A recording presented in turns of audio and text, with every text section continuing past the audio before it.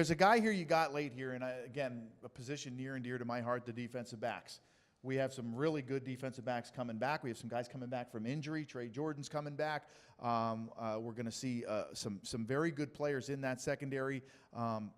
Let's talk about Mike Murdock. This is a kid that is a pure, in the box kind of safety. We're not going to see him cover a lot, but down in the box, fills gaps, knows where he's supposed to be, and understands fits from a defensive perspective, which is hard to do as a senior high school football player. But let's roll tape on Mike Murdock.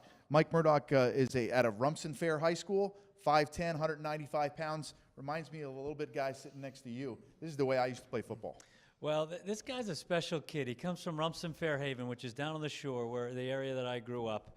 And Dick LeBeau told me a long time ago, who I had the great pleasure of working with at the Bengals, and he said the number one thing on defense is tackling, and we got to have the guys that can tackle. And this guy is a natural tackler.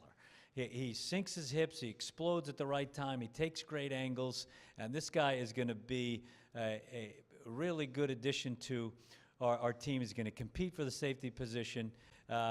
And you're right, he's going to be a drop-down safety most of the time. We want him involved in the box and involved in stopping the run. And he's going to be a banshee on special teams. Oh, boy. He has that mentality, and that's what we need. We need these guys to come in at these safeties and linebacker positions and man the special teams. And he is a bird dog, and we just love his mentality. He's the right type of guy, comes from a great family, and this guy loves football and loves to tackle, and he'll put his face in the fan. He's got great acceleration. He's a downhill player. He makes great tackles. He's instinctive.